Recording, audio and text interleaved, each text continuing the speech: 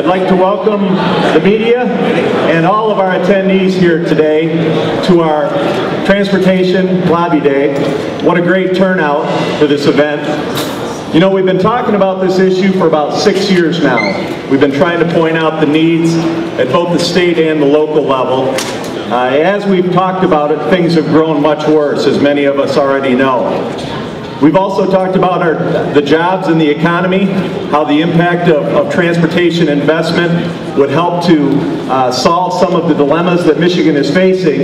We have many workers here today to highlight that fact. These roads are not just a right. They're a privilege to drive on.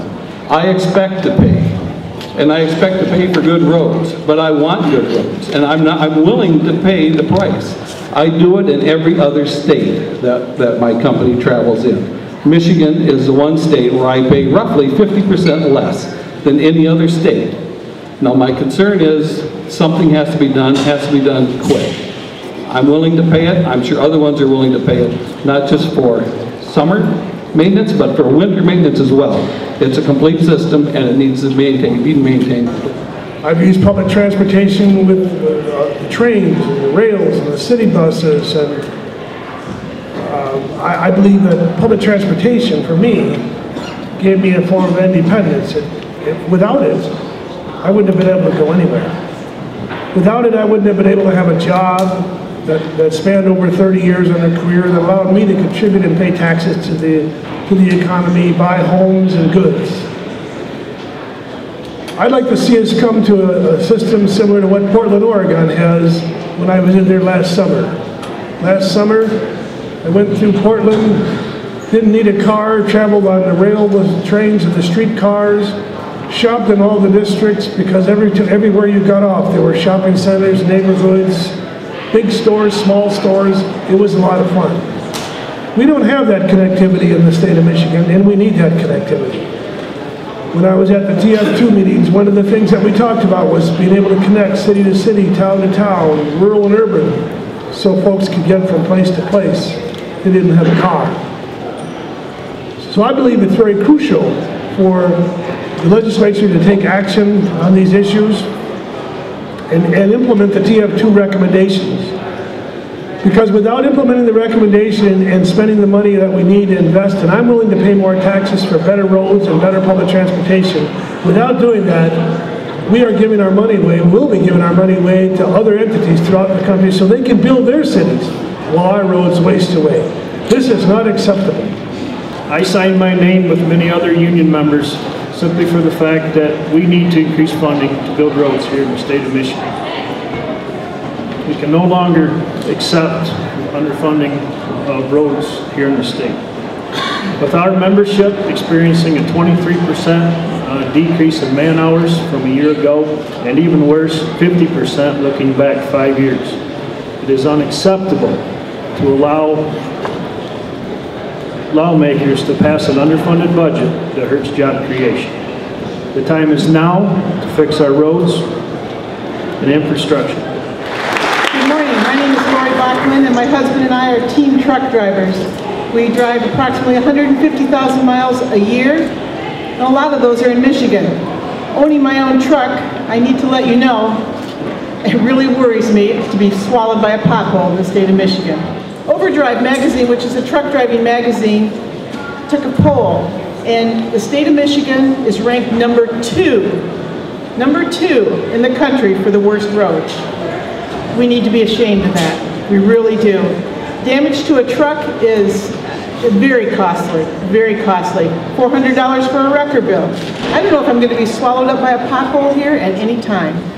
Since we expedite, we carry not only auto parts, but we carry hazardous materials. And you need to know that because when you're following a slow truck, it's because your roads are so bad. You don't want me carrying hazardous material, explosives on your roads and have to go the regular speed limit. The legislature needs to address the taxing issues. I'm not afraid to pay more tax for my fuel here in the state of Michigan. I pay more taxes all across the country for my fuel. I'm willing to do that. You need to keep your roads up for the truck drivers. Everybody here, we've just heard testimony, is familiar with our deteriorating road system. Not so apparent is the state's airport infrastructure. According to MDOT, a shortage now of airport funding is amounting to greater than hundreds of millions of dollars of backlog. Folks, as we go further into the air age in the 21st century and increasingly become a global economy, air transportation is becoming more important than ever, both commercial and general aviation or air aviation.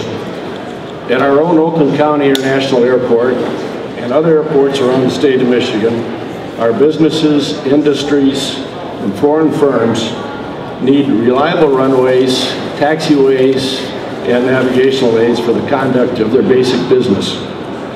These runways need to be adequate length and well maintained. Folks, potholes in runways just don't work.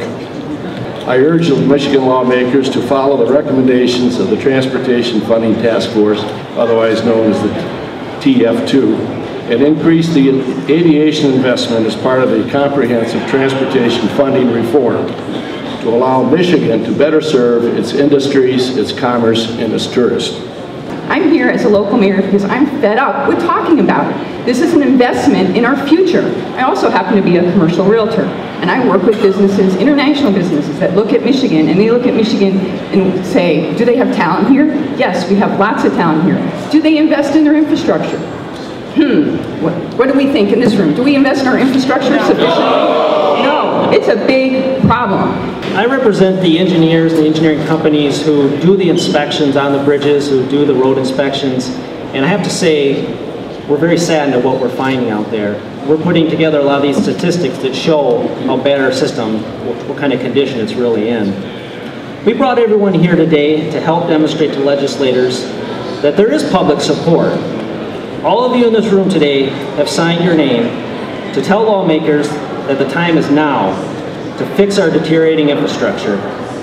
In just 3 months, we have collected 5,000 signatures of people who support increased investment in our infrastructure. As stated by previous speakers, our roads, bridges, public transit systems, and airports are absolutely vital in moving goods and people in our state, and they are falling apart. In fact, 58% of Michigan roads are in poor condition or unpaved. More than 28,000 miles of roads are in poor condition. Nearly 1,400 bridges are either structurally deficient or functionally obsolete. 38 counties have turned paved roads back to gravel roads. And just recently, 257 road and bridge projects have been cut across the state due to the lack of funding. By listening to their constituents and acting now, lawmakers can avoid an $84 million shortfall that will force the state to lose $475 million to California, Indiana, and other states because we cannot meet our federal matching requirements. At this time, I would like to present Speaker Pro Tem Representative Pam Burns, who chairs the House Transportation Committee with more than 5,000 signatures collected, and ask that Representative Burns share these with her fellow legislators. We urge you to take our message back to your colleagues.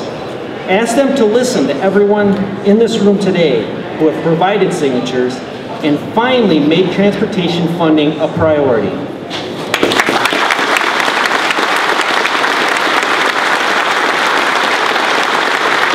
This is about good public policy.